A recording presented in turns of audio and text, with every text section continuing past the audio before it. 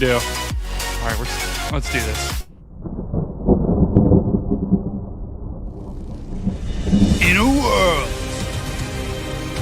where tornadoes and hurricanes and blizzards run rampant, destroying everything in their path, one man and one team of freaks stands in their way, covering it all on one show. We have a confirmed tornado From afar and from up close.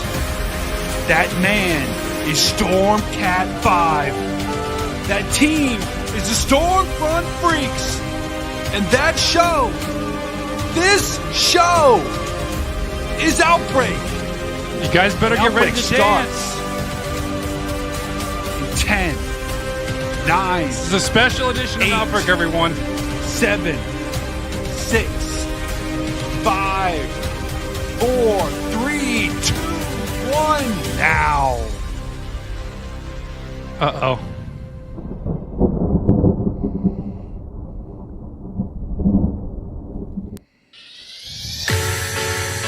Come on, people. Let's go. It's the Outbreak Happy Hour, baby. We got Jordan Hall. We got Edgar O'Neill. We got Phil Johnson. Let's go.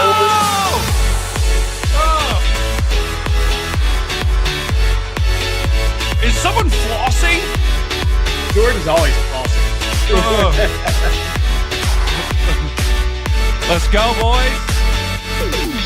You know what the good thing about copyright-free music is? You can play it whenever you want. Let's go. Dance party 24/7. Oh. Hey, speaking of copyright, Jordan, Yeah, what about it? Wow. Phil didn't expect the song to end right there, did you, Phil? now I'm still dancing. Well, guys, first of all, I just want to welcome everyone to the first ever Outbreak Happy Hour. I'm Stormcat 5. Guys, we've got Jordan Hall, we've got Edgar O'Neill and Phil Johnson joining us today. What is this? What's the point of this show? Basically, it's going to be a weekly show where we just look at what is the biggest story or stories when it comes to the weather. And we're going to get into forecasting, and we're getting to looking at models. Today, we're going to be looking at earthquakes. So we're really just going to be hitting the major stories in weather. We have Edgar today. Edgar, first of all, thank you for joining us. And how is your Thursday? Are you sipping something for happy hour? I am. I'm sipping Powerade. 'Cause I'm just feeling extra sugary today. So some vodka? yeah, sipping some Powerade. I'm just trying to stay inside today. I've been playing golf for like 5 days straight, and today it was just too cold, and I said, "No, I'm good." I love that. I love that because you gotta stay hydrated, you know. And I guess how cold is it where you are right now? I mean, compared to where I think some of you are, not that bad. But I think it was like in the 40s and windy earlier today, maybe in the 50s now. I went for a walk this morning, and it wasn't bad. I mean, it was like a hoodie walk, but yeah, driving around on a golf cart didn't sound fun though. Yeah, no, it did. And guys, I don't know if you've seen the golf cart that Edgar has, but that thing is literally, I mean, that thing will light up the whole, I mean, that's literally like a mini Dominator. You could dominate the neighborhood with that golf cart. Oh yeah. You know? There's like this golf tournament coming up on my neighborhood golf course where it's like at night and they use like all the glowing balls only, and they just have like light sticks everywhere. But like that's the time where my cart can shine because it has all the lights on it. I can just let it go loose because normally you get in trouble if you put the lights on at a golf course. So yeah, you got to take that out like Christmas Eve and just like go caroling. But all right, guys. Well, we also have Jordan Hall here. Jordan Hall, meteorologist Jordan Hall here is. Well, Jordan, here's the deal, though. Here's the deal. You've been doing it so long. I call you because you know. That's fair. You know your stuff. But anyway, how are you, Jordan? And what are you drinking today? We're good. I'm drinking a Happy Dad hard seltzer. So milk, even though they were wild. Edgar can vouch for that one. And yeah, it's nice day. It is chilly though. I missed golf with Edgar yesterday. I feel really bad about it. I slept in and totally forgot to plan that. So we need to replan. But I was like on 8, and Jordan's just like, I just woke up, and I was like, dang it. The fact that it's December and you guys are talking about golf, I'm just gonna be honest. It like I can't even walk outside right now. So yeah. But that's cool, man. Well, we also have Phil Johnson as well, who is Phil-licious. delicious. Phil is an amazing. He's the original founder of the Stormfront Freaks, and Phil is rocking. Is that Miami gear you're rocking? Yes, it is. Miami of Ohio, right? From the Cure Bowl, yeah, when they were down in Orlando in the Cure Bowl last year. Okay. Cool. All right. Well, you having anything to drink today I on am, this so Thursday quick- happy hour? I am, but quick question for Jordan. What was that you're drinking again? Happy Dad. Are you expecting? Is there something you want to tell us? Absolutely not. No. Okay. Oh, Bombshell. Is this beer belly that's coming? Okay. So I'm drinking little Cutwater spiced apple mule, That looks good. and it's little because I'm just here to drink. By the way, were we actually doing something on this happy hour show? I think so. I think we Okay. are. I All mean, right. here's the deal, though. I mean, we gotta get the introductions out. We gotta get me messing things up and everything along those lines. But yeah, well, we definitely are doing something. But so, guys, I think now what I want to talk about, now that we've gotten the introductions out of the way, first of all, everyone in the chat, thank you for joining us today. This is our first ever time that we're doing this, so there's going to be some hiccups. There's going to be some obviously miscues, but I wanted to hear from you guys to tell me what you like, what you don't like, what you want to change in the future. My goal of this show is really for it to be, it's just weather nerds. It's a place for weather nerds to get together once a week and talk about the kind of the biggest stories in weather. And I think the first story that jumps out at me is the earthquake that happened today. Did everyone see that it's San Francisco, right? That's breaking news. Yes. Yeah. And Jordan, you were on you were doing live coverage of this, right? For a lot of today. Oh yeah. No. Once that happened, I was actually about to play Flight Simulator, and then Sierra actually texted me and was like, "Earthquake," and I was like, "What?" And then I saw the tsunami warning go up, so I ended up going live. I was using the My Radar app that shows earthquake overlays on it, and we were just hammering it until they canceled those tsunami warnings. But that was pretty scary for Western California today. That's scary for a lot of people. Yeah, it was a 7.0 for those that didn't know.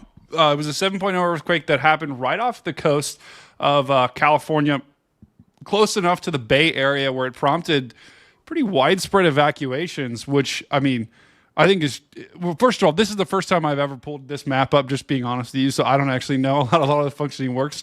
But, this was close enough to the coast where you would think there would be some sort of tsunami or some sort of wave, and obviously they issued those warnings, but it didn't end up materializing. I don't know, Edgar, if you saw any of that, but I don't think it really, the waves ended up really not being bad. And I even saw clips of people in the water.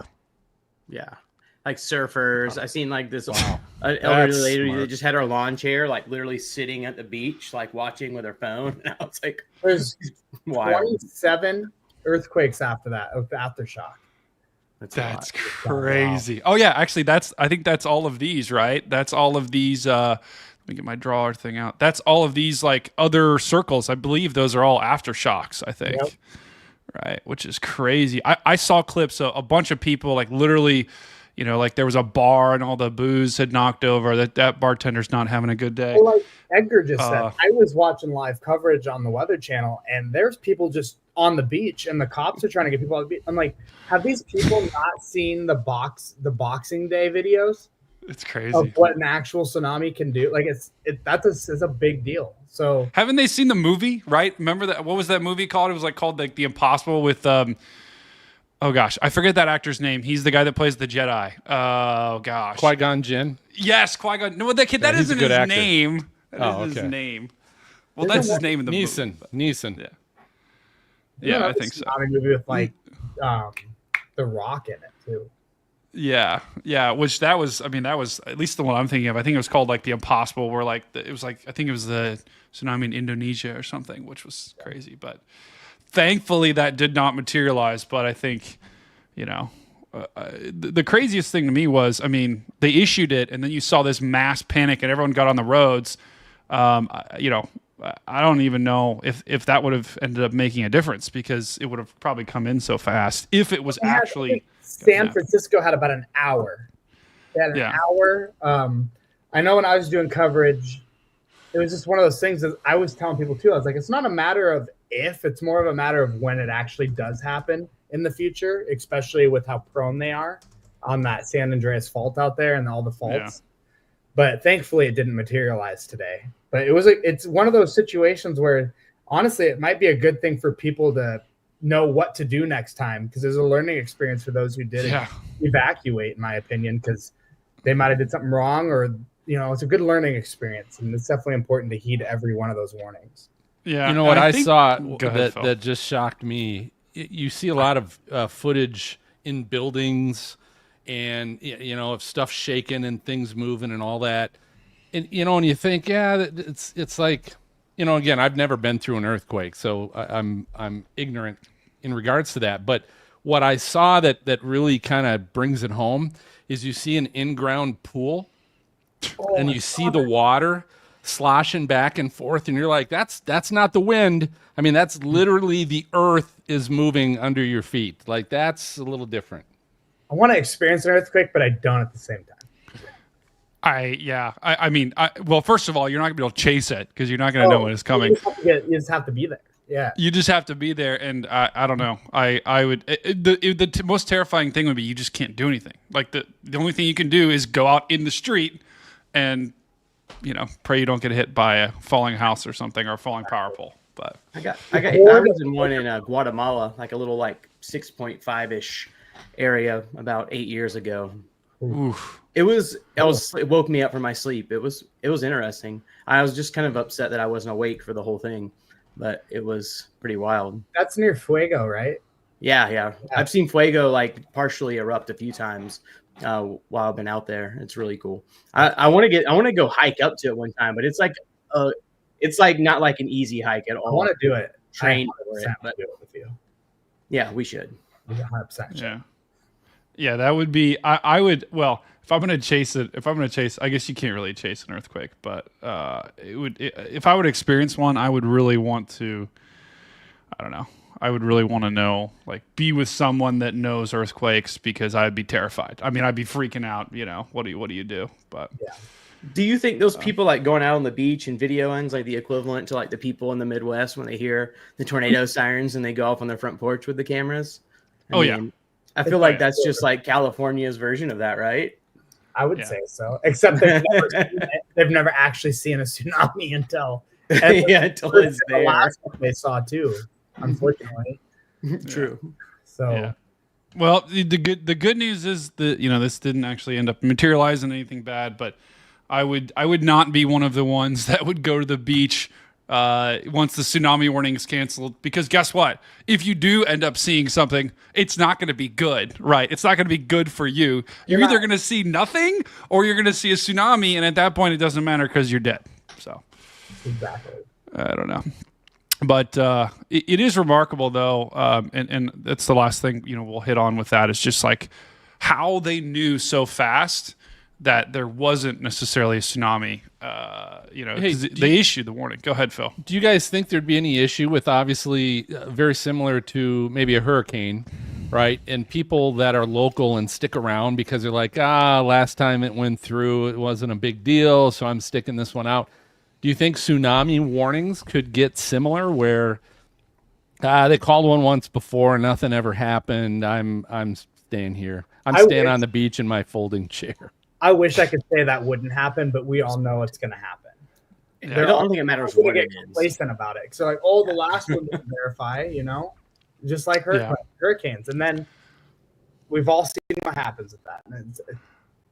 Yeah, I will say the one thing that I was encouraged by is, I know that for the people there, it probably wasn't great, but how many people did, you just saw the freeways were packed with people trying to leave, and they haven't gotten a tsunami, I don't know, in modern history that I can remember. When was the last time that Western California actually, San Francisco, got a tsunami warning?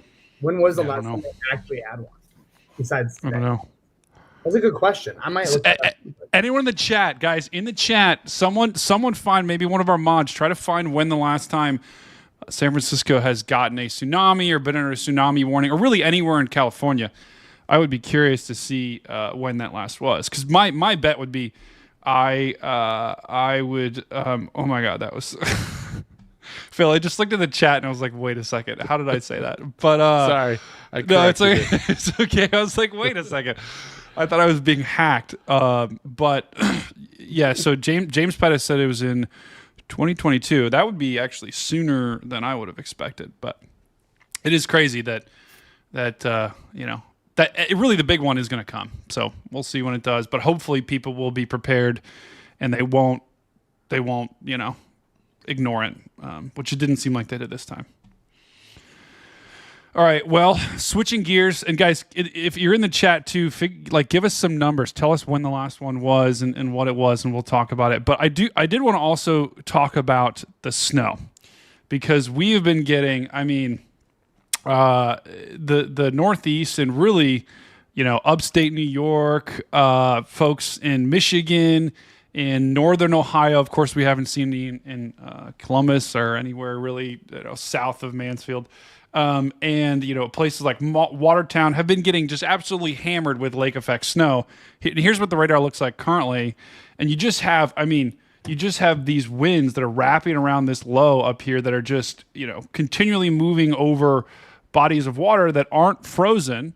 And that's causing all of this lake effect snow that is just hammering the same regions over and over again. So, you know, Jordan, first of all, do you ever chase and Edgar, then I'll hit you. Do you ever chase lake effect snow? Does it have to be a really big event for you? So, you know, lake effect is actually something fairly new to me. Being from Montana, we didn't really see it. But I plan on chasing majority of them. I just missed the Thanksgiving event due to holiday and being with family. But going forward, you can definitely expect to see me out there for majority of those events, especially if the larger events. But yeah, it's not something I normally used to cover, but it is something that's starting to become a little more in the spotlight media terms, especially with the snowfall accumulation amounts. Yeah. Yeah, and Edgar, I'll hit you next. Do you normally chase lake effect? Does it have to be a really big one, or are you just strictly a severe weather or hurricane guy? Yeah, not yet. I haven't. I'm originally a Floridian. A little skittish of super cold, but I want to try it at least once, right? I mean, I didn't know I liked chasing tornadoes until I did it one time, so I definitely would like to go cover a big event. Just it's crazy to see, like, especially from someone that grew up in Florida, to like how much snow can accumulate in such a short period of time. So I think that'd be really cool to see in person. I'm just not sure if I just need to be prepared. I think layers, right? Lots of layers. Yeah, and I feel like a good car too is key. Like, because you just go up there with like my old baby blue CRV, and you know you got 2-wheel drive, and you're just trying to drive through a foot of snow. You're host. You're host. You're the person I film. We all film trying to get on set. Hey, that's why I don't chase snowstorms. You know, and I only drive in Outbreak, so when I chase, and that doesn't work out. We need to play. Phil, I agree. I think we might play this week. Phil, I know you chase around Ohio sometimes. Will you ever drive? You know, because Phil's down here in Miami or Cincinnati. Will you ever drive? You know, like for example, I'm going up to Fort Wayne right now to catch this lake effect snowman. Yeah, no, I've got no interest in chasing snow.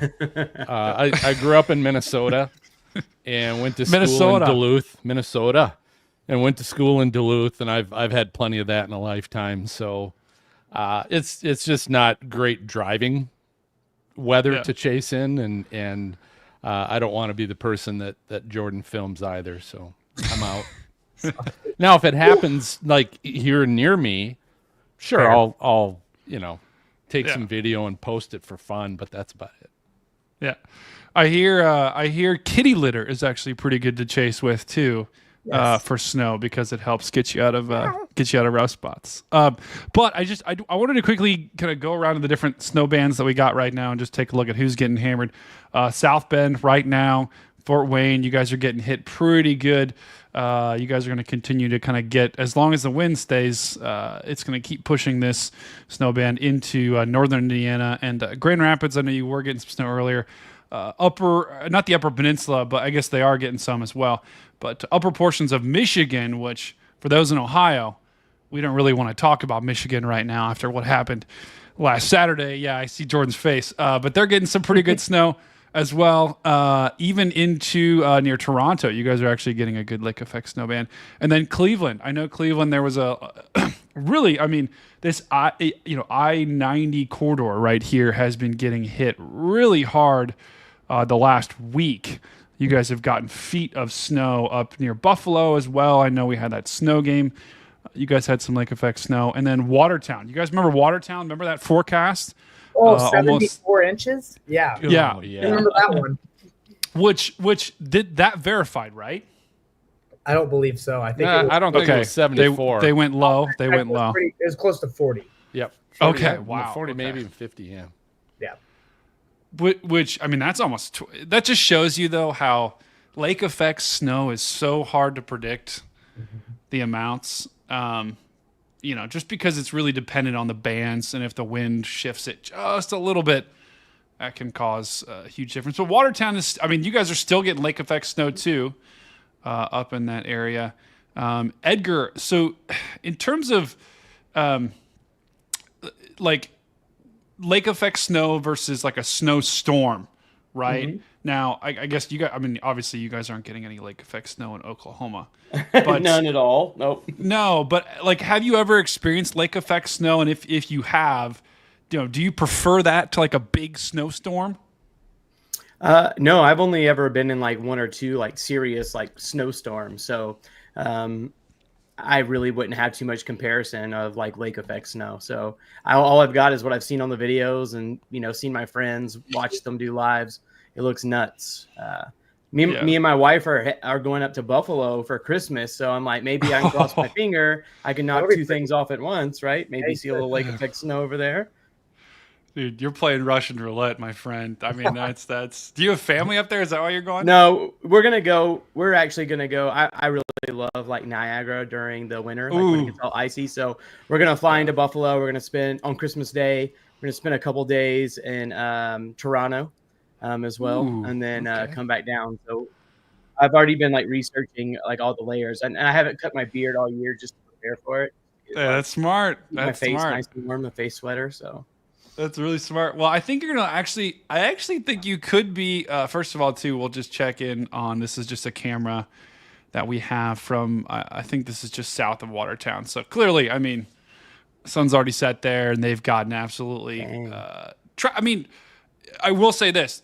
Notice how people aren't skidding all over the place. They're just. This is just like a normal day for them. If you saw this amount of snow, like anywhere south of probably Kentucky, it would be pure pandemonium. I mean, people would not be driving. It's crazy in Oklahoma when it snows. Yeah. Well, you guys get all the ice storms in Oklahoma, which is those suck. I would argue driving in an ice storm is harder than a snowstorm because you don't know when to brake, you don't know when to go. It's the Wild West because everybody, especially Edgar knows. OKC, everybody drives fast anyway, and then you go further south of Dallas, everybody's going double that. And then they think, oh, it's just raining, and then every bridge you see, there's just cars everywhere. Yeah, it's bad. Every parking lot's just full of people stuck. Like I know.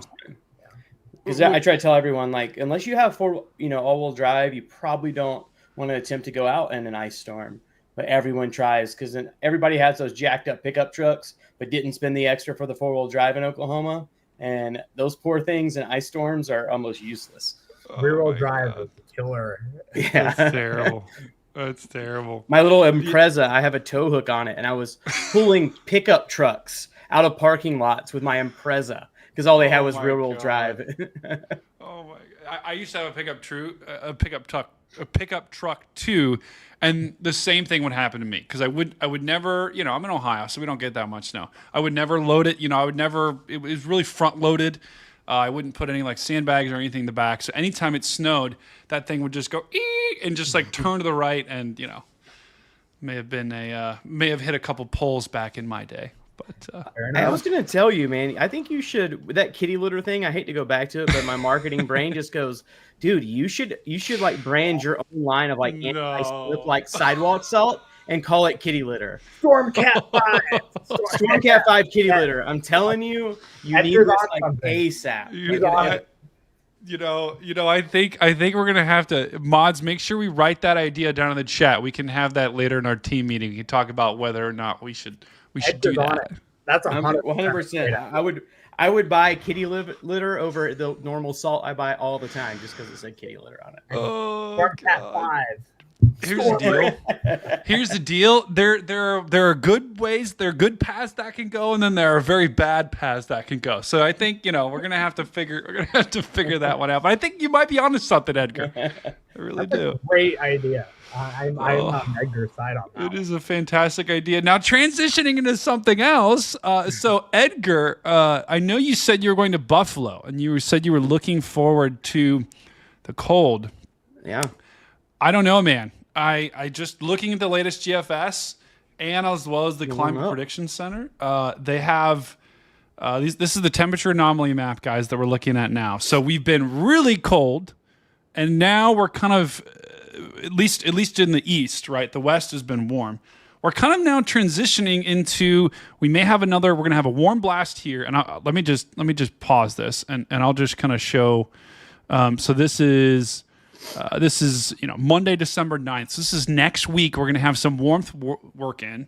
And then we're going to have another cold shot towards the end of, and obviously this is just one model, so it can be wrong. But I did look at some of the other models that we were looking at, and they showed a similar picture. Actually, that's a pretty strong cold front. Look at that Wednesday, December 11th. There could be we'll look at that. We'll look at the severe weather too later in the show because I do want to look at that as well. It's like a Mississippi, Georgia, Florida Panhandle type of thing there. Yeah, I completely agree. And the timing, would be, at end of day Tuesday there would be something, right? So event, yeah. Yeah, well, Jordan, Mark, hold me to that. We'll come back to that because I do want to look at that. But then check this out. So you have another little cold shot, especially to upper portions of the Northeast. But then look at this. Look at the warmth. Look at that low. I mean, guys, that is severe weather for sure. And that's going to be probably in Arkansas, Illinois. Obviously, guys, we are, this is over 10 days out. So, and this is the GFS. So we can't. I don't want to put too much stock in this, but the reason why I showed this is just to show how I think we're going to be warmer than normal, really, for a good part of the country, especially central and eastern. I know you mentioned you're going to Buffalo around Christmas time. Obviously, we can't predict that far out, but But people try. People try. Yeah, we won't say who, right? We won't say who, but I think we all know who we're talking about. It's about time for all the YouTube Christmas forecast videos to come out. Things to come out like 3 weeks before. I'm like, come on, guys. Oh God, yeah. They're like, this is what it'll be on Christmas Day. Yeah, exactly. Hey, I will say it gets clicks. It's all about the thumbnails showing the 10-foot wall of snow with the train blasting through it. Like I always go back to that image. But I think. I mean, at least now with a thumbnail game, it's easier. You can just use the same one over and over again because apparently that's just what everyone does. It's kind of mind blowing to me, but I know. And I'm like, I usually take like 30 minutes to an hour usually to make mine, and I'm like, I'm getting 100 views or 200 views on my 8-minute videos, and then it's just like. You just see people getting hundreds of thousands of views. Like, oh, they've used the same thumbnail the last 30 videos. Yeah, it's incredible. It's actually super impressive. It's fascinating to me. I love looking at trends and stuff like that. So, just like it's just like weather trends, right? There's the ebbs and flows. You have big troughs come through. For sure, everything for a little while, then it stabilizes. Yeah, I know. Yeah, it is interesting. I think the audience has switched. Online definitely to YouTube more than it has for a lot of like the major networks as well, but that's another discussion. But check this out. So this is the 6 to 10 day temperature outlook. Here we've got little, really not. I mean, if we remember, there was that cold shot in the east. That's no longer here. You've got kind of this warm air that's going to work its way in. But then check it out. When we go to the 8 to 14 day, that warm air works its way in to these central portions of the U.S. Guys, and Jordan, I can ask, I'll go to you first. I don't see anywhere that's above, below. Obviously, this can change, but I think we've been way colder than normal in the central and eastern portions of the country. You guys have been feeling it out there in Oklahoma. But I think we're due to flip back to warmer than normal now for the next week or two. I could see it definitely trying to equalize a little bit, and then we'll see what happens going into January. But looking at the trends, I mean, I wouldn't be surprised to see things start heating up just a little bit more, especially if the 12Z GFS were to verify. You're going to start getting a little more troughing, and you're going to start seeing that Gulf of Mexico heat and dew points making their way back up into Texas, Oklahoma, Arkansas, and then getting our severe weather back. But again, if that 12Z GFS does verify, you will start seeing a little bit more active severe, probably more active snow in the western and the mountain ranges and whatnot. And then I guess we'll see what January has to offer. But it's definitely been slow-ish other than lake effect for the last month, I would say. Yeah. Now, Edgar, is there a part of you that's like, because obviously if this forecast were to verify, around as we get a little closer, pretty close to Christmas, when a lot of people are going home to their families, some people are going on vacation. Is there a part of you that's just like, I don't want this because I want to go be with my family for Christmas or something like that? Well, we have our vacation plan no matter what. So it's like the only 5 days a year I think where I don't do anything. But there's definitely a part of me right now that gets a little excited to see some possible severe weather setups to go chase. Not because I want to see anyone get hit by severe weather, but it's just it's like bonus chases that you get to do in the winter. Yeah. Those warm sector chases can be kind of fun too down in Dixie Alley. So those are honestly, Dixie's some of my favorite chasing. It just always has been. How do you guys see anything though? That's my question with all the trees and all the drones. Drones usually. Okay. Jordan should know the most about that. You find ways down there. It's a good. Jordan has the best Dixie Alley drone tornado footage I think that there is. So I think it's a fight between M Finger and I. M Fingers is good too, but I mean I might be partial because it's yours. I would say between Brandon, M Finger, and me, we would fight for it. But Dixie is one of my favorite places. I think Edgar can attest this too. It's tricky. It's one of the more trickier places to forecast and chase because of all the trees, and the road networks are definitely not Kansas. And I mean, I say the word fun in a certain context of like the storm chasing aspect, but obviously we see a lot of, when there are tornadoes, they're usually fairly strong down there, noticeably stronger. So they can be a little more devastating, but in terms of storms, as far as storms go, it's a fun place to chase. It keeps you on your toes and you learn a lot from it. So, yeah. Just as long as your drone doesn't spontaneously catch on fire, that is what we're hoping for, right, Jordan? Walked out there because that could have done a lot of things. So that could have started the coolest thing that's happened with the drone in a while. I'm not gonna lie, it's kind of awesome. Oh god! I just wanted to be there. I just imagine just like seeing you flying and then looking up and just seeing like a trail of sparks and flames. So, do you guys know the story behind that? By the way, like what was going on when that happened? So, for chat that doesn't know, I think it was a month ago. We were doing severe weather in Texas, and we were live streaming with the drone. We were in northern Texas, one of the last severe weather events down there. And I was running a live stream through the drone, and I was actually live on the My Radar app doing storm coverage.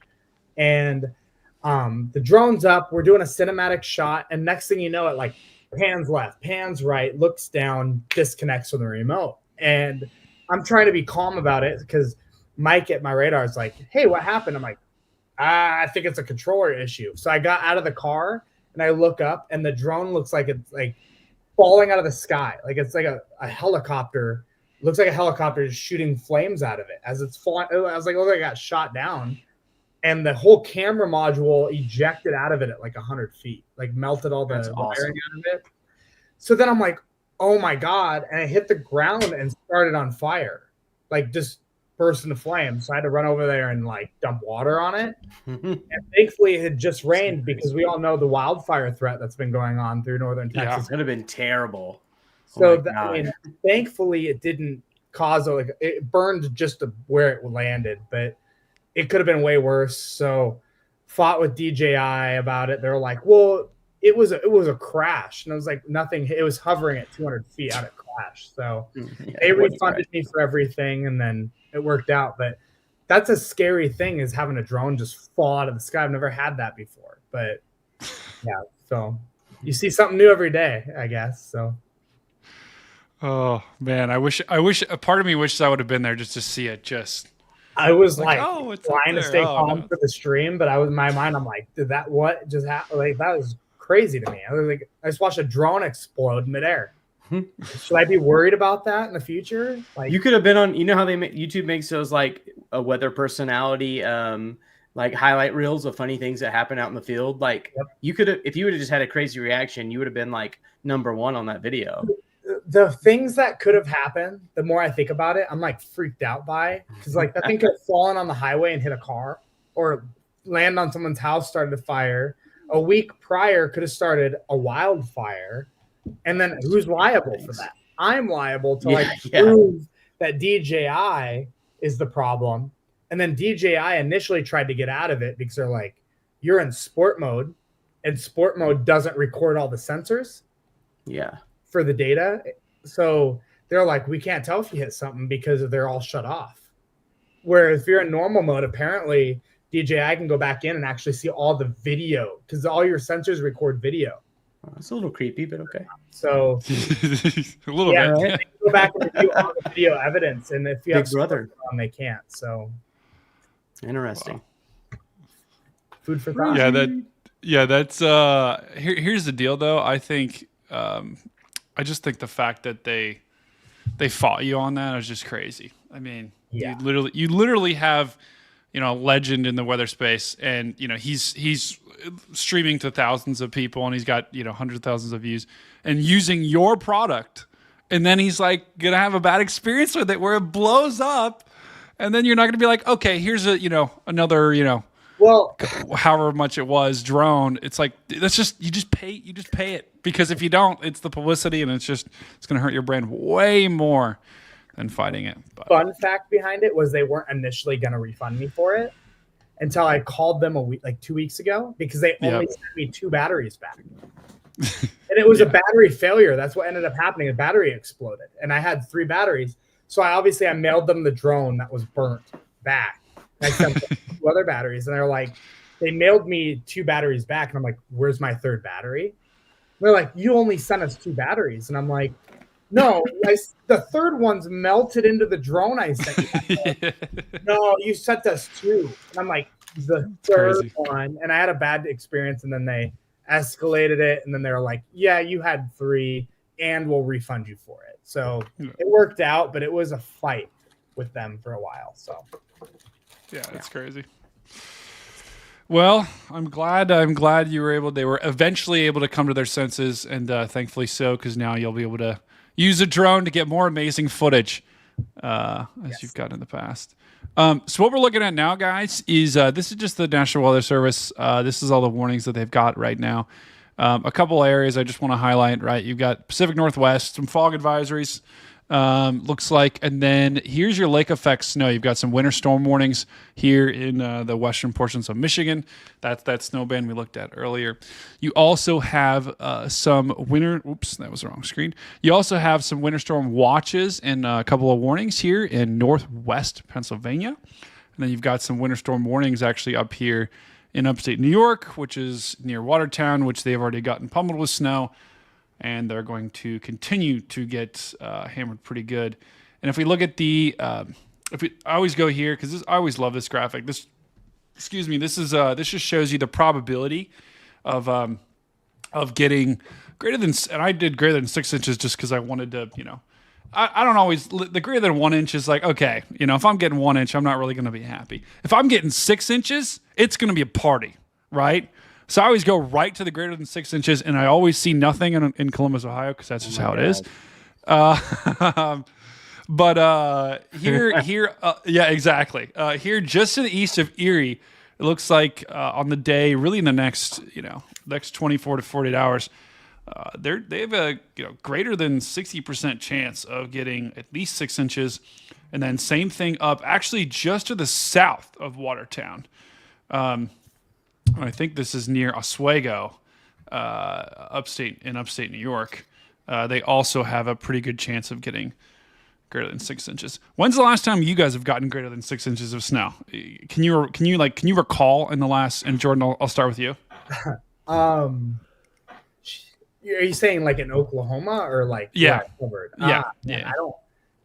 Maybe I want to say maybe the winter of like between 21 and 22. Maybe was it? Yeah, that was it. Yeah, that was the last time. I think we got like 8 inches where I lived. Yeah, it was that winter. Yeah, that was my first winter in Oklahoma. 2021. Yeah, end of 21. Yeah. Yep. And I feel like whenever you guys get hit, generally we get hit because the low tracks. If you guys are getting snow, that low is going to start here, and it's generally going to track up here right along the Appalachians, and then that's when really this whole axis is going to get a bunch of snow. So when you guys get snow, we have snow, and we haven't had anything. So that would make sense that you guys haven't really had any big storms the last couple of years. I'm really hoping this year is different. And I wonder, I actually have not looked at the GFS yet today. And I wonder, I know really the last couple of weeks, really there was two kind of, the problem was you had this kind of southern piece of energy, the subtropical jet, and then you had the polar jet. It really wasn't, they really weren't phasing together. And I think you can kind of see that here where you've got a piece of energy down here, you've got a piece of energy up here. For us to get a big blockbuster system, those two kind of have to merge together as they come off the Rockies. And that really hasn't been happening based upon the models. If I look at this Monday, great. I don't think we're going to have any. I think Canada could get something. But then interestingly, the GFS is showing this system kind of developing a little bit. Once again, that's more of a Canada, Michigan type storm. But I think, and this is really our severe weather that we were looking at earlier, and maybe we can look at some of the parameters that we saw earlier. And I also want to look at the Euro too, guys. I don't just want to look at the GFS, right? But at least what the GFS is showing, they've got a, excuse me, and obviously this is our 252. But the GFS has been trying to develop something in the, because I think this is a pretty conducive pattern for it somewhere, for us to get, because of that warm air that's going to be in place, someone should get hit by a pretty good system come, a week from today. But, really when you look at this, you can see a parade of storms kind of start to happen. And that's what I generally look for in the models. I also look for the upper level pattern as well to see, is it conducive? Do we have troughs developing? And Jordan, to your point, this is that trough that develops, starting next week. You have a couple of troughs that actually move through. And this one, and I'm just going to zoom into this one next week. I mean, that's a pretty good trough right there that could try to develop, and we could have some severe weather come next week, right in there. Mm-hmm. So, let's go ahead and take a look at the Euro and see what the Euro's saying as well, just to see what they're cooking. Guys, let me know in the chat what you think as well. I always like to hear from people, but really what I'm looking for is there going to be any storms that we get coming off the Rockies the next week or two, just to see if there's going to be any big time systems. Once again, the Euro is kind of a similar story. It doesn't really have, it has these two kind of areas, one up here and one down here, these two areas of energy that aren't really coming together. So I don't, at least from what the Euro is saying, this system Monday is probably just going to be a rainmaker. Maybe some snow in the Northeast. And then, you'll have really a similar story to what we've been getting maybe a little bit more rain actually instead of lake effect snow for the northeast. And then I'm curious to see if the Euro develops anything. And okay, they tried to towards the end of the period. You can see there's like a, but I mean, Edgar, this pattern to me, now obviously we're just looking at like the precipitation, but this pattern to me looks more like a severe weather threat for the deep south, less of like a blizzard or winter weather threat for the Midwest, maybe the upper portions of the Midwest, right, on the north side of this system, but I don't know. Yeah, definitely does. We'll see. Yeah. So I think for those that are there, I think bottom line, I think for the next week, I'm not seeing any major signals that are saying we're going to get, a big blockbuster system in any way. Could get, obviously we're probably going to get some precipitation across the east, but I don't see any signs that we're going to see any sort of big system coming up. And I always like to check, right? I want to make sure that the models aren't saying we are going to get anything, but it looks like right now the winter storm machine is turned off. I don't know, Jordan, what do you think? Do you agree with that? I agree with exactly what you said. Yep. Yeah. So we'll see. But snow lovers look like they're probably going to have to wait a little bit longer. But we definitely could get some severe weather towards the end. And let's look at that now, because I know Jordan and Edgar, you guys are more. You guys are very, very skilled at that. What normally is your like go-to, like your this is for me as well as the chat. What's your go-to of like, okay, I just want to see if there's severe weather potential. What's the first parameter you look at? Parameter. Upper weather pattern. Definitely, Yeah. definitely Winds. Yeah. Yeah. I gotta look Looking at at winds. Yeah. 500, 850 usually are the first two. Always go to. Yeah. So you're looking at this, and then tell me when anything sticks out, and I'll just pause it there.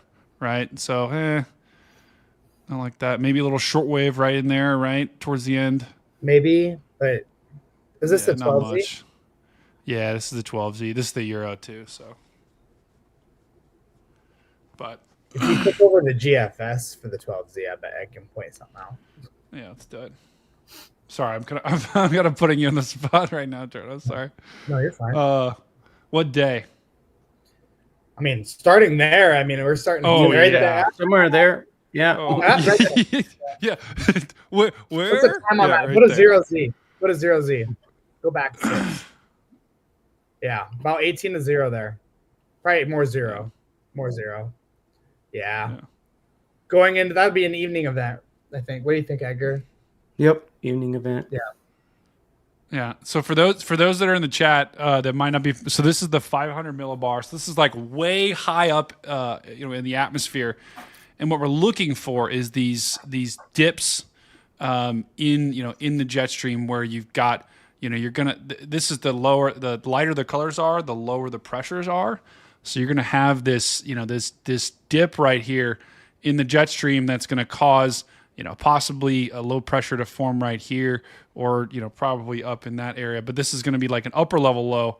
And then, you're going to have obviously you're going to have a trailing cold front wherever the surface low forms.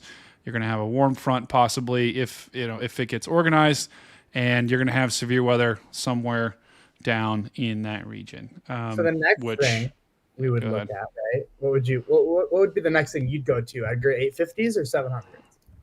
I usually would go to 850s, but that's what I do too. I go to 850s, which is your winds closer to the surface. For those of you guys that don't know, those are more close. Those are a lot closer to your surface winds.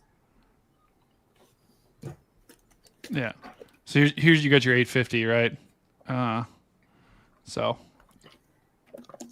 it's definitely a deepening low for sure. At least according to GFS. GFS has this low pressure really starting to form. So something I really like too, and I sometimes I'll dip into them, is the 925 millibar, which is dang near your surface winds. Yeah. And I like to see them out of the south or southeast. I usually like to see the 850s usually southerly too, not southwesterly. And on here we're seeing quite a bit of southwesterly flow, winds out of the southwest. But if you go into the 925 millibars, we're starting to see a little bit more southeasterly flow, and that's something I like to look at, and I know Edgar does too, because you get a lot more of that Gulf moisture pumping in there and better turning with height with your supercell area. I think on here we actually have right. We've got your winds kind of pushing out of the southeast right there. So I mean this is exactly what you're talking about, Jordan, is at least the GFS, the 12Z. Obviously it'll change from run to run, but this is hinting at possibly if we look at the timing on this, like, you know, about a week and change from today. So this is like Saturday, Sunday of next week. We could get some, there's probably going to be some sort of low pressure that develops. Anytime you have that's in this position, could be some severe weather, depending on how much cold air there is. There could be some snow on the north side of it in the Dakotas. Yeah, another good thing to look at, and I think Edgar would be what's the next thing you look at, Edgar, before I speak for you? Well, I mean, if we're talking this far out, honestly, that's about where I stop. Because if I'm this far out, I'm just trying to, like, it's different for me than other people, right? I'm just trying to see if I'm going to have to work. So I'm just like, oh, wait, let me look. Oh, yep, I'm probably going to have to be working somewhere these couple days. So let's say we're closer. Big caption on that, guys. I would go, what would you go to next on your forecasting steps there? Are you talking to me? Yes. Oh, I mean, I would just start looking at wind shear, different, I mean, with different parameters there. I mean, that's usually where I go to. I mean, assuming, I mean, it's hard to say the order there, but I'm going to be looking for that and the moisture. Just making sure all the ingredients where they're all going to be. Yeah. I usually look at the dew point wind barb, see how much dews are getting sucked up from the Gulf, usually. Whoa, that's a colorful map right there. Does it show you the dew point wind barbs on that, whatever you're... Whoa, we just went to Asia. We're now in Asia. I mean, Asia's getting the windshield there is crazy. Asia's getting hammered. Yeah. It's insane. They're chalked, bro. They're chalked. Asia is definitely chalked. Corin Lee had a question for you. Jordan, what do you look at on Chase Day, like mesoscale analysis page? While I'm trying to find your map that you mesoscale analysis. You can ask Edgar what I do on the same day of chasing. What am I on 99% of the day? Yeah, mesoscale. Yeah, exactly. Analysis. I mean, that's mesoanalysis is I live and die, but I think a lot of us live and die by mesoanalysis. I think day of that and your eyeballs are the real tools. So yeah, your eyes and mesoanalysis 100%. I try not to look at models. I might look at some models early in the morning as we're driving, but then you can get way too caught up in those. It's basically just going to visible satellite, mesoanalysis, and your eyes. Like, oh, well, mesoanalysis in the HRRR puts the storm near Dodge City. Well, tough. I see towering Q 40 miles south of Dodge City. I'm going south. I'm going where the eyes tell me to go. So you don't want to be reflectively chasing on models the day of. Absolutely. No. You might get lucky. I mean, now everyone that's ever chased or done that has probably done that before when they first started, and there's not very many good experiences that come out of that. Unless you're an Outbreak, unless you're in the virtual chasing game, unless you're an Outbreak, then you're chilling. Then you just follow yeah. Don't follow me, that's for sure. But and there's days too. Don't get me wrong. There's days too where, like, for example, the day before April 26th, the day before we had Nelk and the big outbreak across southeast Nebraska, we chased northwest Kansas, and mesoanalysis, everything said be there. It looked like a big day, and we busted hard that day. And meanwhile, there was Landspout Fest in Colorado, northeast Colorado, that a couple people got, really lucky with. Yeah. And that's one of those days too, like, you just can't win them all. But you stick to your guns and you stick to, using your eyes and using mesoanalysis. And the next day, I mean, the history speaks for itself with April 26th, and the video speaks for itself. Whereas Edgar's in the Dom 3 and they're chasing one tornado. We're in the follow vehicle. We're on separate tornadoes, and that's all pure forecasting and using your eyeballs in those situations. Because that day you could have ended up in central Kansas and missed everything. forecast model. So, and if you were up where we were, that's all you needed with your eyes that day. Because they were just popping out of the sky everywhere. I mean, you're like, oh, there's a tornado. There's another tornado. Yeah, like all you had to do was Sarah look. at one point in the vehicle was like, hey, in case anybody cares at this point, there's a tornado out my window over here. So yeah. See, I don't know anything about that. Fatigued. We showed them so many tornadoes and that was their first time chasing. I think they were just like, oh, this is normal. This is what always happens. And I was just like, man, this is like historic. Like crazy. Like 14 tornadoes, like one after another. Like, yeah. And they were just kind of, by the end, you could just tell they were like texting on their phone in the middle of the tornado because we showed them so many. That's crazy. Yeah, I wouldn't know anything about that because whenever I go chasing, we get the 10-second tornadoes and then we're done. So it's not great. 2025, you're gonna get one. You're gonna get a good one. Hope. My goal in 2025 is to see my first. So I've seen a tornado for 10 seconds, right? And really, it was probably for like 3 seconds because people were screaming in the car. There it is. That was the Clovis one that turned into the mega wedge. Edgar, I think I've told Jordan that before. But else than that, I haven't really seen one else than that. And so my goal is to get more than a 10-second long tornado that I don't die from. Well, so that would be my goal. If someone says their tornado count is like 500, rest assured that like 400 of those were less than 10 seconds. I'm not lying. That's just speaking the truth. That's how it goes. So don't feel bad about 10 second or less. Unless it's 2024, then probably 10 to 20 of those are legit crazy good tornadoes. Yeah, exactly. Exactly. But we'll see. I think we're going to try to go chasing earlier in the year this year than last year because I just think that when you go at the end of May, it's just you're not as likely to see some of the big ones that we have. So now I want to switch gears a little bit here, and I think we can probably first of all, before we do this, Jordan or Edgar, was there anything else that has been catching your eye lately with like the weather or any other, headlines you think we should cover? Not much, right? Not much. It's pretty quiet right now. It's pretty quiet. What caught my eye is this 18.2Q question on the YouTube. That's what caught my eye. So 182Q, I think that's a radio station, I believe. Yep. Ask Jordan if SN has implemented the chicken wing scale for hail yet, please. Who's SN? Sierra. Spotter Network. No, wait. Oh, okay. I was just trying to guess right there. Okay. For sure it is. It's like, I don't think they have yet. I think that's a travesty, in my opinion, because clearly, per their newsletter, chicken wing is a formal use of measurement, at least what they sent me. So that was before I got banned from Spotter Network. So for that, why did you get banned? Because I reported chicken wing deep flash flooding. It had bothered me to the point of, I would report street flooding. I'd be like multiple cars floating down the street and flash flooding, and they'd be like, approximately how deep is the flooding? Give me like an F rating on the Spotter Network report. So I finally got so sick of it. I was like, approximately 1.25 chicken wings deep flash flooding, and they sent me the failure again on the report and said it has to be 1.67 chicken wings deep in order for it to qualify, and then they banned me. But no, because they literally just said that. I didn't know they tried to troll you. I didn't know they tried to troll you afterwards. Oh, I have the email. Yeah, they literally said word for word, like 1.65 is the term for measurement. So my 1.2 was not sufficient enough for them. And then they banned me. But I'm like, you can't troll and then ban. Like, that's terrible.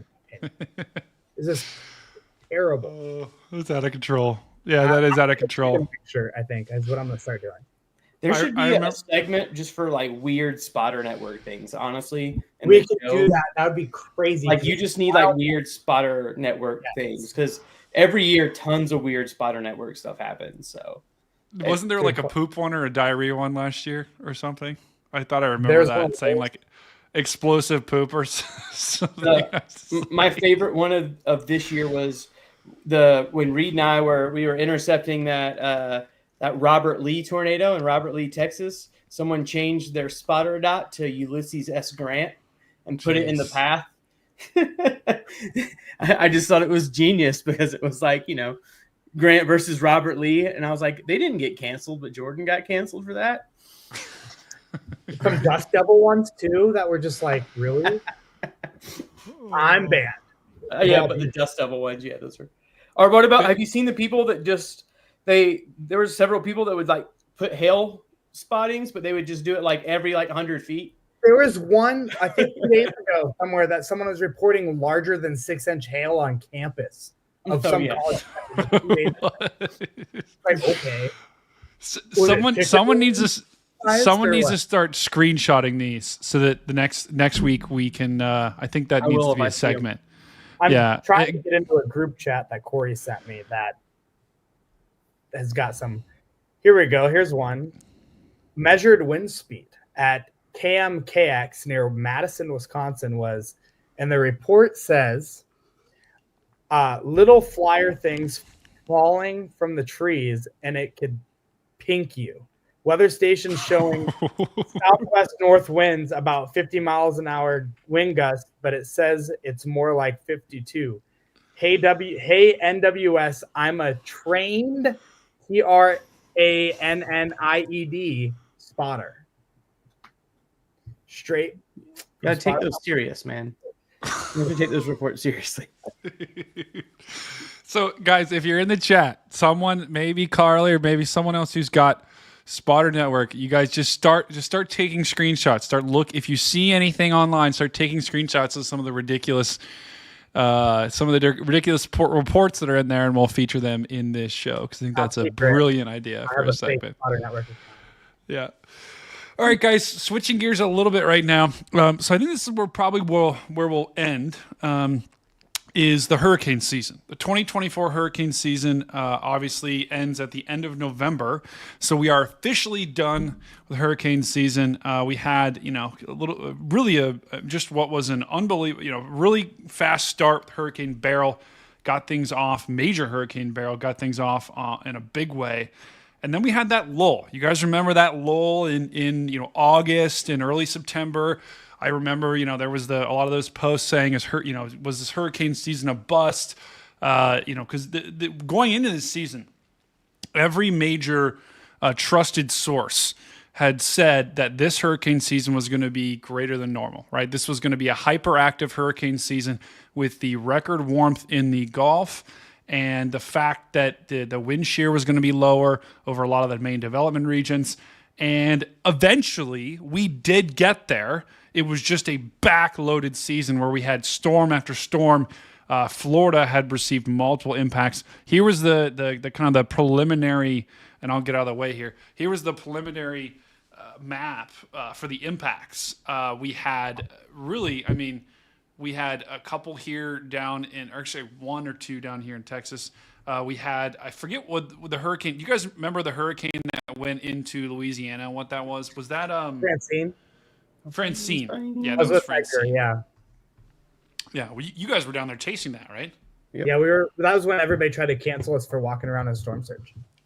Because Jordan, that was when you were up on the the levee, like you were backed up, right? Yeah. So Reed and Edgar and I were all there, and then it surged initially, and then we thought it was done, and then I think Reed and Edgar were like, "Well, we're gonna get out of here, before the backside, or whatever, just so the roads weren't blocked." So I think, what were you guys trying to go to, like New Orleans or something? Yeah, we went to go cover. We were going to go cover flooding. Like, there's going to be like some big flooding there, so let's go there. So they dipped, and I was like, well, I'm going to hang out here for a little longer. And I was stuck on the levee, and then I think the only other person was CJ. And I think it was like an hour later, all of a sudden, we thought the surge was done. It was like, oh, it surged pretty good, it's decent. And next thing I know, I see people's sheds floating by, bridges floating by. And it's like I'm backing up the levee. I'm like, holy cow, it's really coming in now. And it surged significantly more after they had left. Thankfully, they had got out because I'm pretty sure the road for them to get out got really blocked after that. But I got stuck there for probably like 6-7 hours after that. Yeah, you text us and you were like, yep, I'm going to be here for a while. Mm-hmm. It was a Yeah, great spot to be, though. Honestly, It was with that levee fun. right there. I got to see the most significant surge of that event right there. I mean, I had a front row seat to it, but it was, I mean, I had no issues. I had gas. We were good. We were cooking. We were not chalked, Brady. We were not chalked. We were cooking. We were not We chalked. We cooking. like that. We were cooking. We And like then I that. waited for it to go down, and it was late at night, filmed it, left, and then made my way north, and that was about it. I mean, it was thankfully a fairly weaker system overall. So there was that. So Yeah, I think it was not a major. I think it peaked. Actually, I've got it. I'll have to look at some. I think the winds got pretty fun though. There were some more stronger winds on top of the levee than I did in 2 Category 4 hurricanes in the last 2 years. So wow, that's crazy. Well, yeah, because there's probably no friction. I mean, very little friction up there, right? The joke is a lot of the Category 4 hurricanes did not verify ground level speeds on that because we saw that with Helene, right? You wouldn't be in a car, in my opinion, very long. If you actually have a true Cat 4 with the wind speeds at ground level, you'd be definitely in a shelter. Yeah, so. I agree. And we had a lot of people, Mama G, Christine chiming in saying they all watched that stream. So I think I was also watching your stream as well, Jordan, when you were doing that, which is pretty cool. We also go ahead. Yeah, people thought I was in the water at that point. They're like, I was like, no, I'm backing up the hill, but it looked good. So it did kind of look like you were on the wall. I'm like, oh my god. I remember coming I think I came in your chat. I'm like, you're okay, Jordan, right? Like, because I was just like, I was like, I'm good. Yeah. But that's pretty cool. We also had some pretty. I think just looking at the state that got hit the hardest, definitely Florida. Florida got hit with really 3 different systems, right? I believe it was Debbie, and then it was Helene, and then it was Milton, I believe, right? Were the 3 that hit Florida. 2 of them hit in the Big Bend, and that was Debbie and Helene. And then Milton made landfall further to the south here in Tampa, or just to the south of Tampa and Sarasota. But in total, guys, we had 18 named storms. We had 7 of them becoming tropical storms. And just to give you some perspective, I believe 14 is average for the name. So we were 4 above average for the named.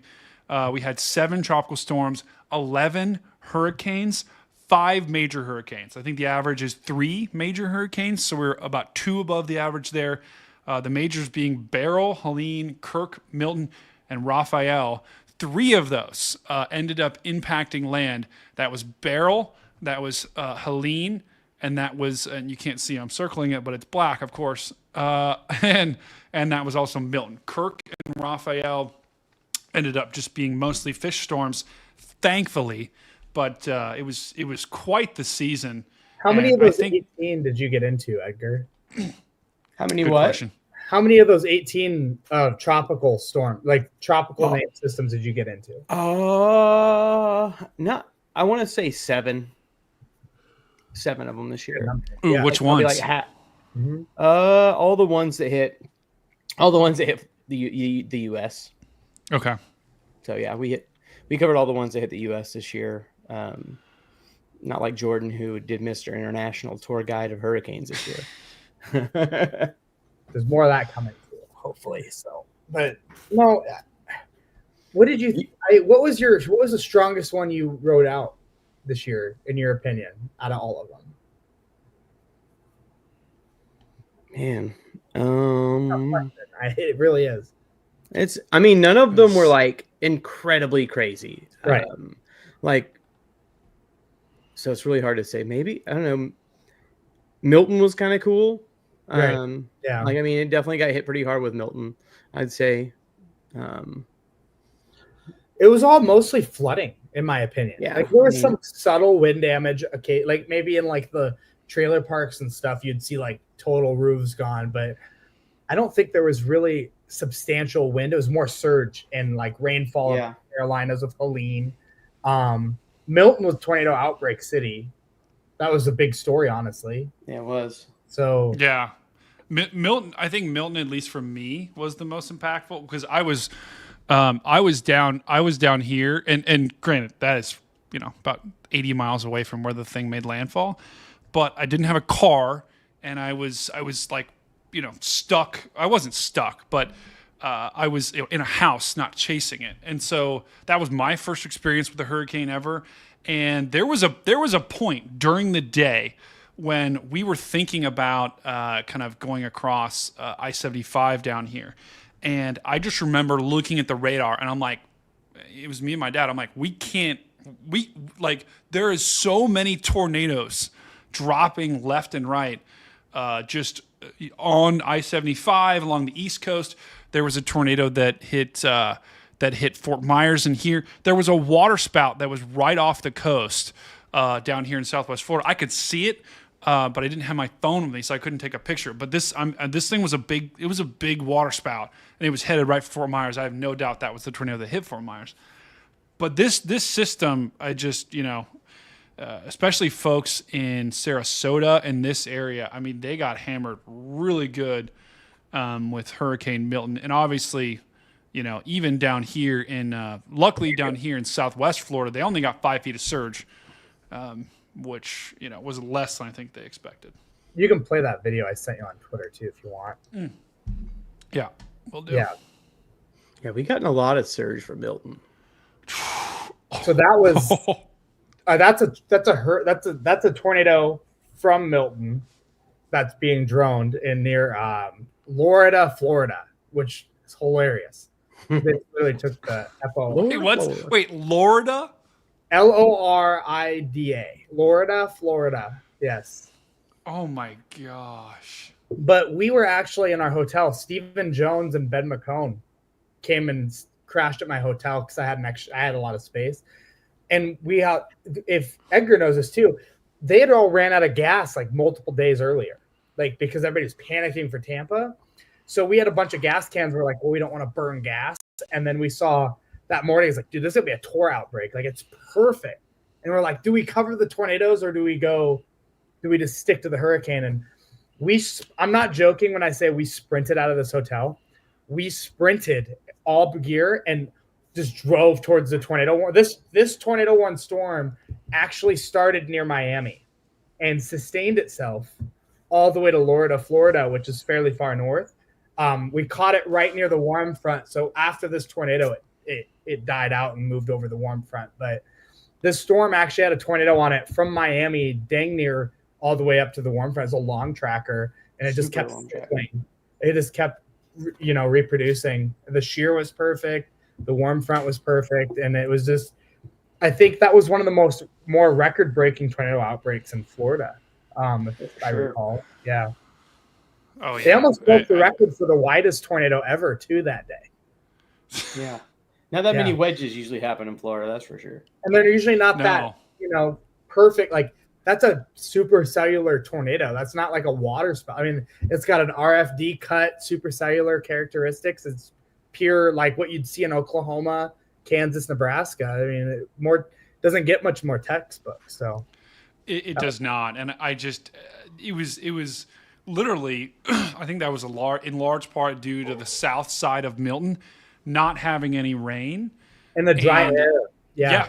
There was so much dry air that it allowed for these supercells to not get overloaded with moisture, and then allowed a lot of the tornadoes to just thrive. And I have that is an area that I have a lot of friends and family down in Florida, and they have never. And obviously, you can't just base everything along the word of mouth of folks, but it was a record-setting tornado outbreak that they're still cleaning up, especially along the East Coast.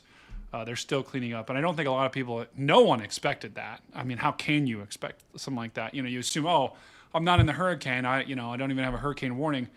I'm going to be fine. And then all of a sudden, mile-wide wedge like this one. Obviously, it's not a mile wide, but that is a big honky. I mean, that is a huge. There's a pipe, and then I sent you a photo of Edgar and I and Reed during Francine, and then I have some of the surge in there as well that you can see. This was all of us in the storm surge during Francine in Louisiana. Dude, that was the photo that almost got me canceled. So is it really? Yeah, because they were like, "That's dangerous storm surge." I was like, dude, you're the one with all the gear on. You're the one with the helmet and them goggles on. You're the safest one out there. Yeah, Reed doesn't even have pants on. We're all yeah. You would have thought I just did the worst thing that you could ever think in this photo. Dude, that photo was like, that's one of my favorite photos from this year. In my opinion. Yeah, it's great. We were all actually like just having fun the entire time, and people were like, "Oh, the storm surge." It's like it really wasn't. It looks bad. I mean, it was bad, but it was like that was actually ocean water coming in. There wasn't really anything going on yet. So, I mean, and like I always say, you don't like. We're not like out there telling people to do it, but when you see storms over and over and over again, you do get a better idea of, okay, right now it's safe to be outside of my car. Right now it is not safe to be here. Correct. And in this video that you see that I attached to this too, I mean, you can tell when it's safe to be out walking. And normally I wouldn't walk in storm surge unless I know, like you just said, you know it. And then there's times you're like, I don't want to be anywhere close to being in there because you don't know what's underneath there. And we all felt too with that road, the current that started coming across that thing was insane. And the tumbleweeds it was carrying would knock you down. If I'm out in that, that's dangerous. Yeah, this is how we know it's not safe. Yeah. So what you can't see is there's a whole guardrail and a road right there. And that picnic table is actually floating right at the guardrail. And there's a fridge. I mean, that's crazy. This was all road and houses, and it looks like a river is just flowing through there. And that's the Gulf of Mexico. Is that a fridge? That's another fridge. Somebody's fridge. I would get one of those tsunami pods and ride that out, though. I'm not gonna lie.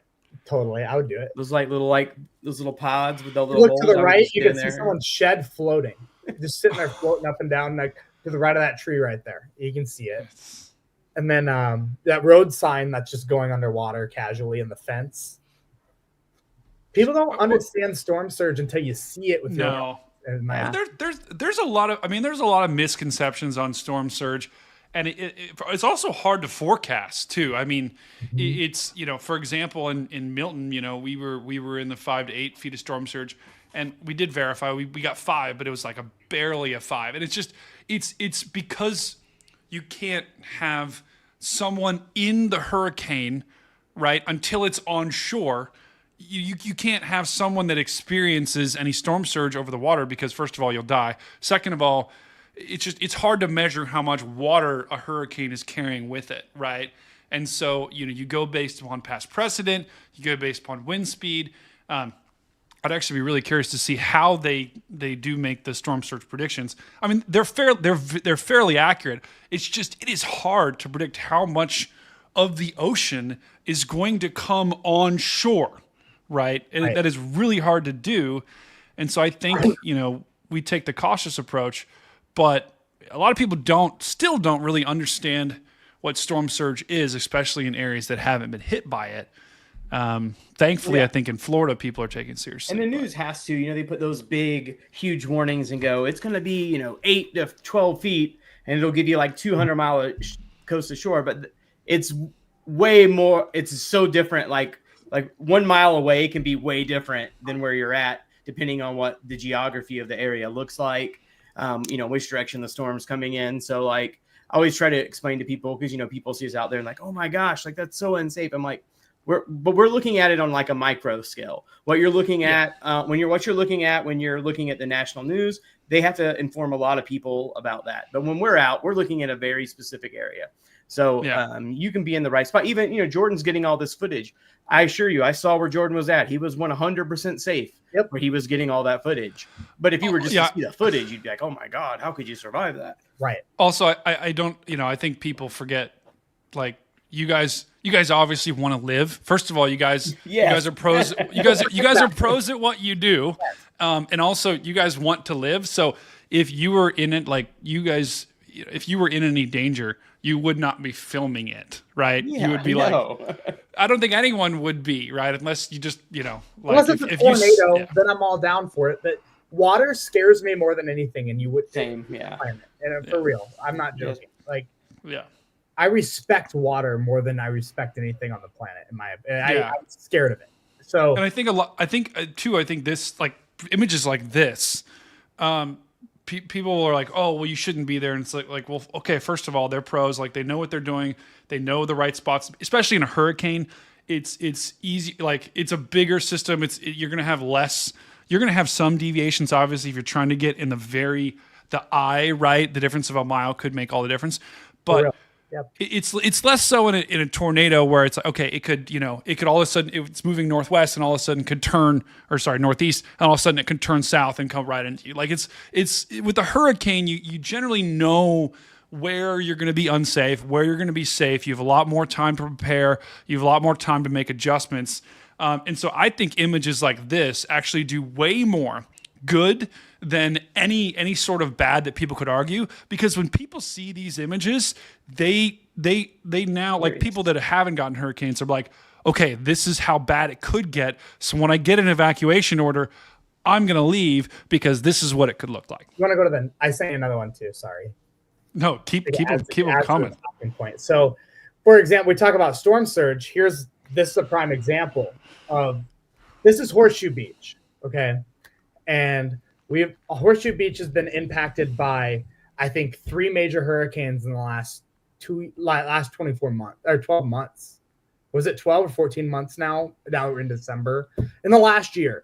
Yeah, and you can see what the storm surge does. There's homes that are spread apart that are just, it's devastation in some places. And remember, these are homes that are on stilts.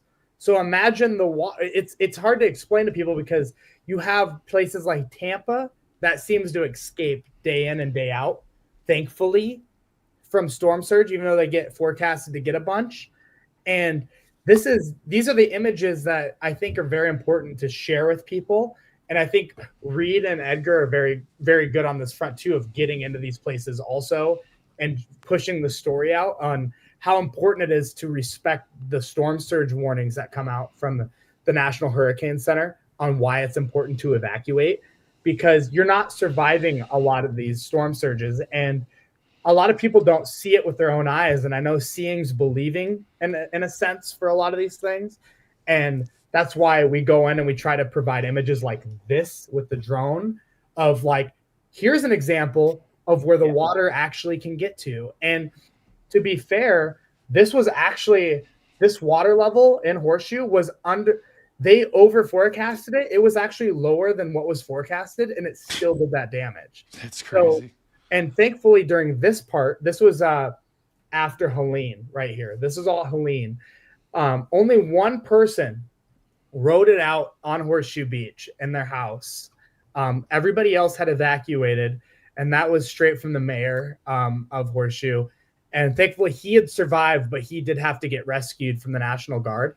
Jeez. He also said he would never ride it out there again. He learned his lesson because half his house collapsed. So it's just showing images like this, and is the whole reason, like, being able to show people, like, hey, this is why you don't.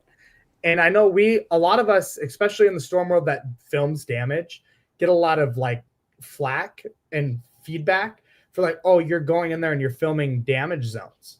And why do you do that? You're benefiting off of other people. And I think the way it should be looked at more is, no, I'm trying to open people's eyes to what these natural disasters are doing and how they're impacting people. Because I think it's important to open the eyes of those. Like, for example, if I tell you Horseshoe Beach just got hit by a hurricane, they got 12, 14 feet of storm surge, you're like, okay. But I show you this video, you're more likely to be like, oh my gosh, that's insane. How can I help them? Or what can I do to help them? Or, and you're more likely to get people to act and do things, to donate or help when you show them how bad it actually is. Because, in a world of technology and social media, people are getting a lot more dull to the fact, what's real and how impactful things are, in my opinion. So that's something I'm very passionate about, is showing these images so people actually act and understand, what the dangers are and how weather actually impacts people around you and, family and friends. So not only that, but the people that actually live there, and and I experienced this with Ian, with my grandparents lived down in Southwest Florida, near enough to the coast where they had to evacuate during Ian. And the first thing they want to know is, okay, how's our neighborhood? What does it look like?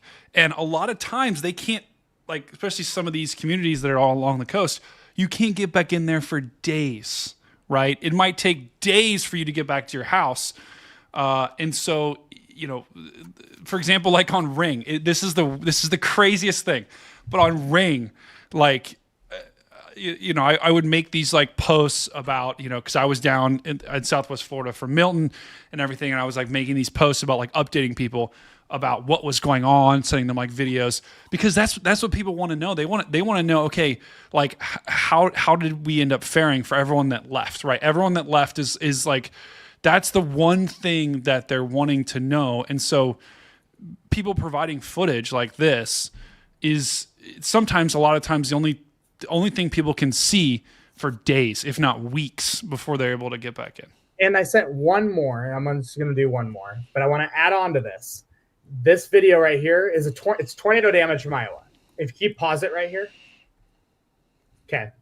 This is a prime example. I really want to go into this because Edgar will really agree with this, I think. Not to speak for him or anything, but when you have a tornado warning, or let's say a hurricane, you're under the impact of a hurricane, whatever, and you say, it didn't hit me, I'm not going to listen to the next one. Compare the house, the red roof, and the house 20 feet from it. This is the Greenfield, Iowa tornado that Edgar was on. We were all on. It's one that ripped all the wind turbines down. This is how much of a difference just 20 feet can make in some of these situations. So when you have storm surge, for example, which is different, forecasted for an area, and it doesn't get as bad, it doesn't mean it couldn't have gotten as bad. And this is a prime example. If you can resume it. I mean, of 20 feet makes the world of difference from someone who has nothing wrong with their house to pure devastation right here, where your house, everything that you owned your entire life is gone, like that. That's crazy. And then across the block, all the other houses are fine too. So when you see tornado warnings, or especially tornado warnings, in my opinion, there's so many warnings that don't verify. You should look at that as a good thing, in my opinion, versus, they're just wrong and I'm not going to listen to the next one. Because if there's a warning on things, there's usually a big reason, and this is one of those reasons. And in my opinion, if you got a warning, you should heed it, because you don't know if you're going to be in the red house or if you're going to be in that house next door. And I'll tell you one thing, I want to be underground regardless of which house I'm in, because I don't want to end up like the house next door. And that's why we take every warning as seriously as we do and push it to the public like we do, because of reasons like this. So I figured that was a great example. And that's not unique to this tornado either. You see this with every tornado. Can you pause it here too, pretty quick? Yeah, right there. The vehicles there also is another prime reason why we say to take cover. Yep. Because you don't want to ride it out in your vehicle either. No. Unless we know lots of people that have, and it's not good. But if that's your best case, then yes. But if you're in a mobile home, but you see vehicles that end up in people's houses like that, there's a reason. So me and Reed came up on some people in Texas this year that actually had gotten out of their truck in the middle of a tornado, the Robert Lee tornado, the wedge, got in the sagebrush and then watched their car flip over in front of them. But just getting out of there, getting in that sagebrush, because if you know that area, those particular trees have roots that they are not going to come up. Let's just say that. And honestly, that probably saved them from getting at least significant injuries, because they didn't have a scratch on them. It blew my mind. Remember watching that video. If you guys haven't seen it yet, it's on Reed's page, the Robert Lee tornado video. But it's a great another example. Like, vehicles are not great. Yeah, we were looking at the vehicle, and it was just flipped over, all the airbags, and we just thought they were in there and hurt. And we were calling for them because the tornado is still actively happening. And finally, they just walked out of the woods, and we were like, "What? What did we just watch?" But that was what saved them. So it's crazy. Yeah, that's crazy. Yeah, that image to me just blows my mind. So. I mean, you literally look. I mean, that is there's a couple of shingles. It literally goes from a couple of shingles to complete and utter destruction. Yep. I mean, what did I just do? Okay, there you go. I mean, it's crazy. It's not, literally crazy. You can't sit there and tell somebody that and not show them a picture and they believe you. Yeah. Yeah, I'm with you there. And it's another example of seeing it is believing that it actually can happen. So yeah, that's probably where I'll leave it off for the night. But unless somebody has any questions, but no, I you know, this has been been a pretty ridiculous year in terms of severe weather, in terms of tornadoes, in terms of hurricanes. You know, it's this year got started quickly, and you know, we saw records being broke. I know the all-time tornado record was broken in Ohio, just blown out of the water halfway through the year, and that was just a kind of a gauge of what the rest of the country was experiencing. And you know, I think a lot of people with weather, like at least a lot of people that aren't like super into weather, are just like, okay, I'm done with this year with weather. We're ready to move on. Even some weather nerds are just like, okay, it's been a pretty disastrous year in terms of just how much extreme weather there's been. So I think everyone's kind of ready to move on to the next year. A lot of the weather nerds were, you know, it's obviously, it's just terrible to watch, you know, scenes like this unfold with over people's over, houses yeah. and everything. Yeah, over and over again. But anyway, well, guys, I think we've talked about the weather. We've talked about the upcoming week.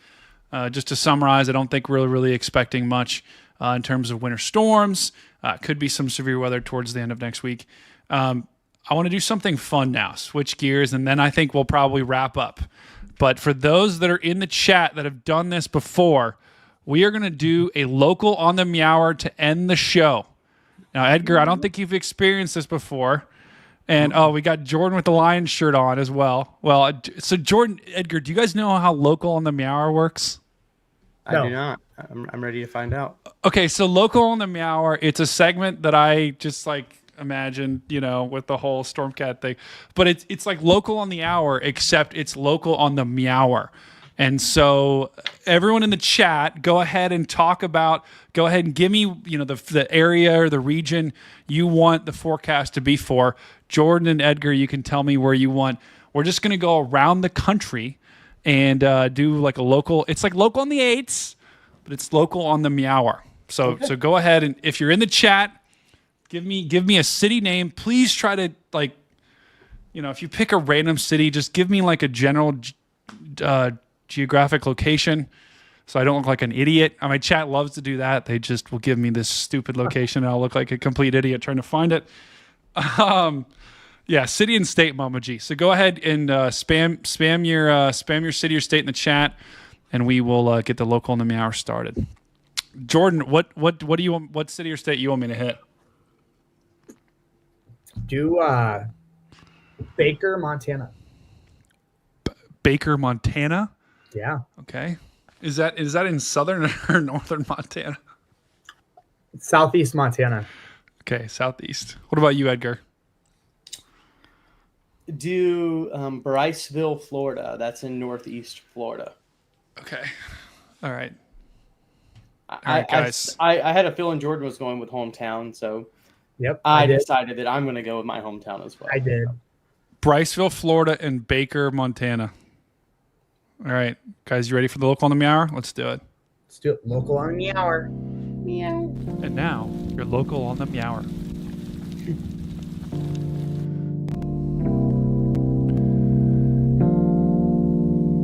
It's time for the local on the Meower. Starting in Bakersville, Montana. Baker. All the right. All on the right. Baker, Montana. Right. Right? There it is.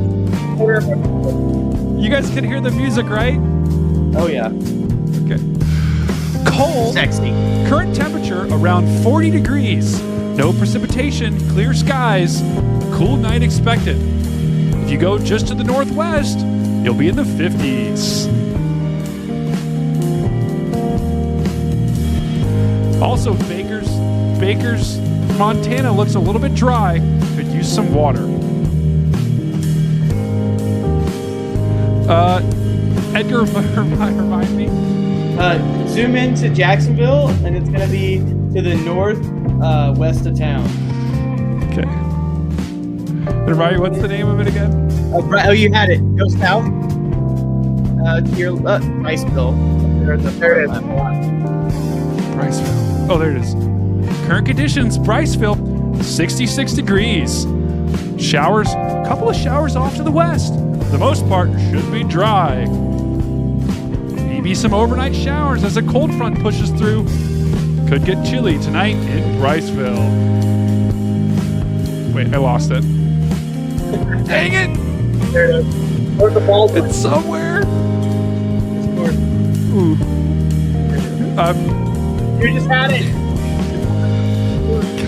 I'll come back. Guys, keep putting your stuff. Slap. Okay. What'd you Slap have out. Not enough. Slap out Alabama. God. See, this is Mama G does this all the time. Somewhere in Alabama, it depends where you are. 60s in the south, 30s in the north. Slap out is somewhere in this state. That's Georgia. Slap out is somewhere in this state. Detroit. Current conditions in Detroit, Michigan, 31, right on the edge of freezing. There's some lake effect snow off to your east, but Detroit should stay dry tonight. Lake effect snow is expected potentially next week. Go Lions! They're expected to play tonight. It will not be a snow game because isn't Detroit in a stadium? Is it in Detroit? I don't know. Jordan, I'm doing the weather here. I don't know what the game is. Somewhere around there. Who would not recommend getting the water in Detroit? It looks a little bit mucky here in Detroit, Michigan. Game. It's in Detroit. It's in the dome. All right. Well, it's in a dome, so the weather's not going to affect Detroit at all. Current conditions in Madison, Wisconsin. Oh, God, I forget where Madison... There it is. Current conditions in Madison, Wisconsin. Lower 20s. Should be a mostly clear night in Madison with very chilly conditions persisting overnight and wind chills possibly in the teens. That actually was like the most accurate one I've done so far. Pawpaw, Wisconsin. This is not a real town name. That's a real place. There's no way. Pawpaw, Wisconsin. Somewhere in this region, temperatures in the 20s. London, Ontario. See, I'm going to be honest, guys. I always have an issue when cities, when they try to put two, like, London is already a city. In Ontario, I guess I was thinking of it as a state. Never mind.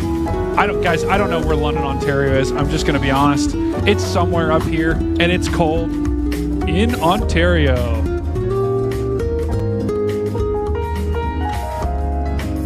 Marshall, Missouri. Oh my God. Marshall, Missouri, somewhere in this region. Guys, you where? Western Columbia. 21 degrees. West Boonville. Oh my God.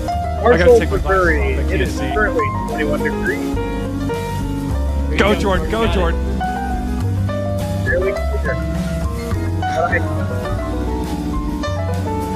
Currently, it's 21 degrees in Marshall, Missouri. Expect cold conditions to persist overnight. Could get wind chills as low as 10, maybe? I don't know. Somewhere around there. Just guessing. Oh. Irvine, Scotland? Oh, my. Irvine, Scotland. Watch out for your Scottish kilts tonight in Irvine, Scotland. Temperatures will be in the 40s. Watch out for a man running around with an axe. If you see that, that is Braveheart, and you need to run away. Actually, that isn't his name. His name's William Wallace, isn't it? That is William Wallace in Scotland. All right, we'll do two more.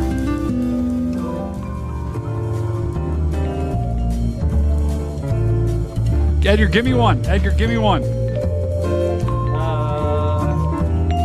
Let's do Broken Arrow, Oklahoma. Ooh, Broken Arrow. I know. Isn't that in West? It's over by Tulsa. Real close to Tulsa. Oh, yeah. Okay. See, I've got... Oh, there it is. Broken Arrow, Oklahoma. Current conditions in the 30s. Lows tonight should get into the 20s. Clear conditions for Broken Arrow. I think there's a forecast of there's a chance of Boomer sooner later. So. Boomer sooner? Oh, wait, that isn't working? I was going to write Boomer sooner on there, but it wasn't working. That's chalked. It's chalked. In Broken Arrow, looks like they need to plant some more trees because it looks not as green. I don't know. All right, we'll do two more. Sugar Creek, Ohio. See, I'm in Ohio and I don't even know where this is. Sugar Creek, Ohio. It depends on where that is, but if you're in northern Ohio, you're going to be in the 20s with lake effect snow. In southern Ohio, you're going to be cold, miserable without any snow. Weather in Ohio generally sucks. Last one. Tuchula? You know what's better than Ohio? What? Michigan football. You know what? We're not going there. We're not going there, Jordan. Sorry, it slipped. Sorry. We're not going there. Tuchula, Mississippi. I don't know where that is, but depends on where you are. If it is in the northern portion of the state, you're going to be in the 30s. If it's in the southern portion of the state, you're going to be in the 50s. All right, one more. Blanco, Oklahoma. There was one city that was just like, it was like Arkansas, Mississippi, or there was some city that was like that. You know I don't know where. I don't know about that. Oh, I know Angela's giving us a stumper. I know where Blanco is. Stand by. You're up, Jordan. Go to the east. A little bit. All right, go south a little bit. Okay. Stand by. See McAllister? It'll be southwest of McAllister. Just barely southwest. You're gonna have to. Oh, there it is. There There you go. Current conditions in Blanco, 40 degrees. Clear conditions. Maybe some, I don't know. Do you guys have anything going on in Oklahoma weather-wise? No, that's why it's Oklahoma, baby. Blanco. I play golf. All right. Well, I got to turn the music off. Whoops. All right, guys. Well, that was your local on the Meower. Hopefully you guys enjoyed it. Great work, Chad, as always. And before we roll, Jordan, you got any last words for the people? Just Boomer sooner. That's about it. Ooh, who do they play this Merry week? Christmas and happy holidays to those of you guys. So, Who do the Sooners play this week? Nobody that I know of. I think we're waiting for a bowl game. All of our players are transferring right now. So. Fantastic. Yep. Fantastic. Well, there you go. I love it. Edgar, you got any final words for the people? Yeah, go do something nice for somebody. The next person you see, do something nice for them. Doesn't matter who they are. The next person, go do it. I love that. I love that. I think there's just, if everyone did that, the world would be a different place. So agreed. I love that, man. Well, guys, thank you for joining. This is our first show of many of the Outbreak Happy Hour. Thank you, Edgar, for joining us tonight. Edgar, you killed it so much. We might have to have you on next time if you're down. But just want to thank everyone in the chat for joining us. Guys, let us know on YouTube in the comments what you thought of the show. Let us know. You can always tweet me at StormCat5. Let us know. We want to continue building this show and making it the greatest it possibly can be. So let us know what you think of it, and we'll continue to make this amazing in the future. From all of us here at the Stormfront Freaks, I am Stormcat5. We've got Edgar O'Neill and Jordan Hall that joined us, as well as Phil. He was on for the first about 20 minutes. So thank you guys for joining us. Have a wonderful night. We'll see you next week. And like Edgar says, find someone, share some love with them, do something nice for them. This is Stormcat5, and I'll see you on the next one. Peace out, guys. Ooh. Edgar, thanks. Thanks for joining us today. Jordan, thanks for joining us. It was a great show. It was a banger. It was. It was. We talked about a lot, man. There wasn't really much going on with the winter weather, though. I can't wait to get that's we're gonna actually mic myself up. Oh yeah. If you need a recommendation, I got you. I have some DJ I like. I'll mic up. Ooh. You say DJ? DJ I. You said DJ. I was like, were you a DJ in a former life? I mean, I played DJ Hero.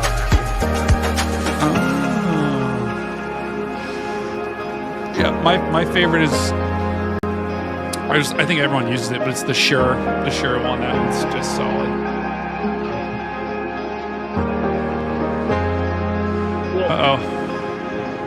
Here's where we start dancing. Do, do, do, do, do, do.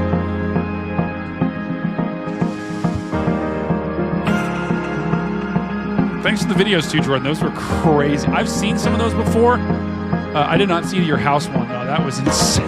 Yeah. So I figured it would add to the stream a little bit. So oh yeah. Cool to be able to talk about the video. That's crazy. Edgar, you got to join us next time we play Outbreak. I think it's it auto mutes you, Edgar. Oh yeah, it auto mutes you.